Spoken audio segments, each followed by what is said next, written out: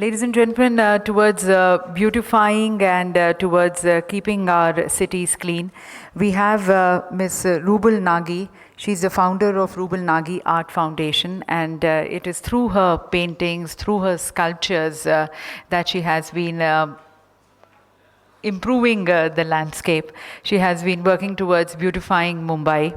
And another way, when you see beautiful things, it definitely motivates and inspires you. It gives you also a sense of well-being. So she's been working also with the slum dwellers in Mumbai in order to bring life to the slum and to keep these slums more clean. So her contribution towards cleanliness, towards sanitization with her art, with her sculptures stands immense.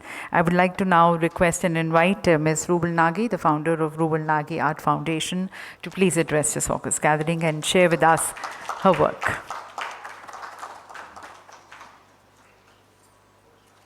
Namaskar. Hello everyone. Thank you for having me here. I will speak in English and Hindi both so they can understand as well. Well, we are talking about cleanliness. I always say cleanliness is godliness. It's a very famous saying and I'm sure a lot of you have heard it before. And as she just spoke about me being from Mumbai, today the organization Rouble Nagi Art Foundation, which is a 10-year-old organization, is working pan-India. We've been working in the slums. We started from Mumbai because I live in Bombay. But मैं हमेशा कहती हूँ, एक city या शहर नहीं, पूरा देश हमारा घर है. And as a citizen of India, we must contribute with our work in every area we can. So when I entered the slums 13 years back, I actually entered with the aim to do just an art camp. Being an artist, being a sculptor, I thought, रंगों के माध्यम से हम बच्चों से जुड़ें. We should connect to children through art. We should connect to children through colors. And in that art camp, like we always say that there is some incident that happens in your life which kind of brings that change. Being in 20s, you're doing so many other things which you never thought that you would be literally living in slums and working 24 hours. So in that art camp, when I was distributing the art material to children, and I'm talking about Mumbai, one of the most cosmopolitan cities in India, and we had 325 kids, and one child, when I gave him a pencil, he said, "What is this?" So I thought, kids joke. So he's probably joking with me, and he's asking me, "What is this?" So when he said, "I don't know what this is, can you explain what this is?"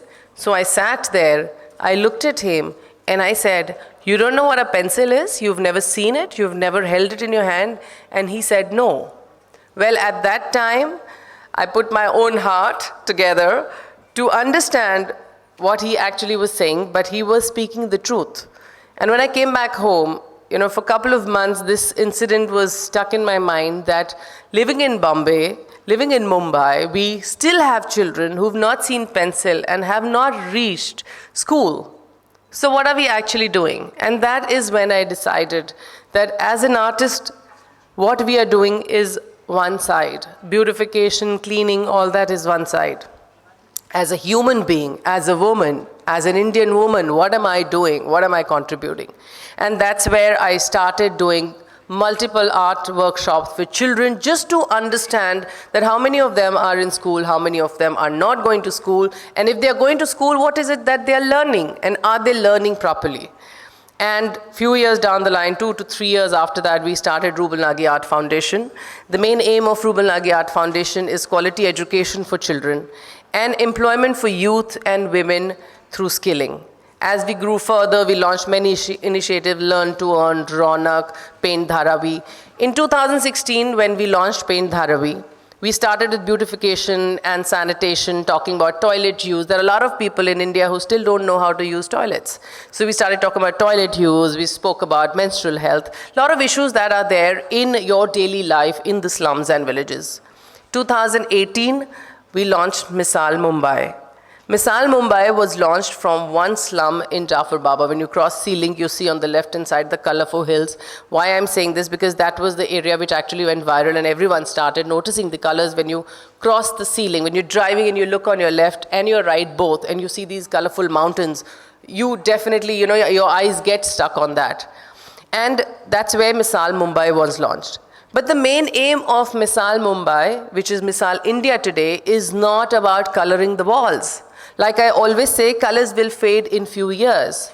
But our main aim was to educate people about sanitation, to educate people about why it is important for their children to go to school.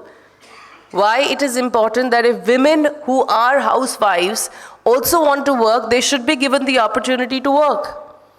And there are a lot of community toilets. In slums, you don't have toilets in your homes. You have community toilets where people walk up to and use it. Why it is important to keep that clean? And I used to tell them, I'm coloring them. We connect through art because art, colors is one medium that breaks the barrier between you and another person. They don't know me, I don't know them. I've entered an area with my team to get connected to them. So we choose art because art helps us connect and break that barrier between people. But the main aim is to bring that positive change. And while we are there working for those many months, I tell them, I said, I will leave in few years, organization will take over, they will start working, running a learning center, running a skill center, but it is you people who are going to live here. So it's in your hand to keep this area clean. I tell all the women, we have over 6.5 lakh women who are working with us today, learning in our skill centers, earning. I say, how do you empower women? We all talk about, let's empower women. How are we empowering women? And I always say that a woman is empowered when she has money in her bank. When she is financially independent is when she is empowered. आत्मनिर्भरता सही मायने में हमारी महिलाओं को, हमारे युवाओं को तभी मिलेगी जब वो financially independent होंगे. Otherwise, sitting in a room and talking about empowerment is not really going to help. I believe in 10% of advocacy and I believe in 90% of groundwork. जब तक आप slums में उन लोगों के साथ बैठ के उनकी तकलीफ़ों के बारे में नहीं सुनेंगे, उनकी तकलीफ़ों को खुद नहीं देखेंगे, आप नहीं बता सकते उनकी क्या तकलीफ़ें हैं. But I'm not saying that everyone has to walk into slums, walk into villages and sit and understand what their problem is. It's not everyone's cup of tea. It's not possible for everyone to do it. But you can assign people to do it. And as the team leader, you can get the correct feedback of your team doing that work. Because it is very difficult when you get a cut on your hand, you see somebody else getting a cut on your hand, you feel bad about it. But when you get a cut on your own hand, when I see people sleeping without water and electricity and proper medical aid for days, it bothers me. And thanks to our current Prime Minister, I've been working on ground for 10 years. The change that I have seen in the villages and slums is tremendous. And I'm very thankful to the government for that, because a lot of schemes are launched but are not implemented on ground. What is important is that they should be implemented on ground. And today when I see, we worked a lot during Swachh Bharat mission when it was launched. We did mega cleanliness drives across India because we are working in 21 states today. In Rajasthan, when we did a cleanliness drive in Lakshmangarh, we were expecting 30 or 40 people. There were more than 1,500 people who participated. All the shopkeepers put the shutters down and said, ma'am, we want to join you and clean. If you can clean, why can't we clean? And then they promised to keep dustbins in front of their shops and not go, take the vegetables or take the fruits and bin it on the road. It is about, and a lot of people say that, will these cleanliness drives, when all these drives help? And I always say, when you do these drives, out of these 100 people, even if we can change the mind of 1 or 2 or 5, will make a difference in future. Those 5 will inspire 5 more, and that's how it will become a chain. And for my women, I tell them, when you work, you don't have to think who my husband is going to be, who my father is, who my brother is, and how much are they earning. Why don't you become independent? Why don't you stand on your own feet and say, how much am I earning? Do I need a husband, father, brother, or anyone to look after me? Why can't I become Atmanirbhar myself? Why can't I be standing on my own feet and say that, hello, I am empowered. This is what I do, and this is how I have my self-respect. We have so many women today working from Kashmir. Kashmir being, the disturbed state that everyone says. If you see the women who are working so passionately with us today there, and the enthusiasm I see in them, that they want to come out of their small villages, and even for them to reach the center, the learning center is a task. There are girls who have come from South Kashmir all the way to North Kashmir, but they have this force in them to work. All they want is that somebody should show them the way to move forward. And I always say, आप एक कदम उठाइए, हम आपको 100 कदम आगे लेके जाएंगे. लेकिन वो पहला कदम towards आत्मनिर्भरता, वो पहला कदम towards being independent, to be standing on your own feet is something we all have to do. We have over 1,800 youth connected with us in Kashmir today. It is impossible to get so many young boys and girls under one roof. But जब हम कोई भी drive वहाँ करते हैं तो वो पूरे मन से पार्टिसिपेशन से आके हमारे साथ जुड़ते हैं. So it's not that the people of India living in slums and villages don't want to do it. They want to do it. It's just that they want the right guidance. They want genuine people to show them the way ahead.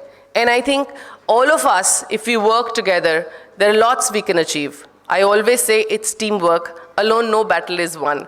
So everyone here, if you can contribute 1 hour in a month, forget about a day or a week, in a month, 1 or 2 hours, to sit and read to someone, or to spend time with a woman and just listen to her, what she's doing, what she wants, what problem she has.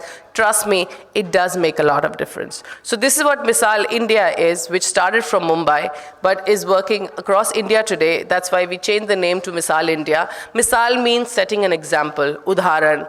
And I think all of us have in us to set an example. Thank you very much.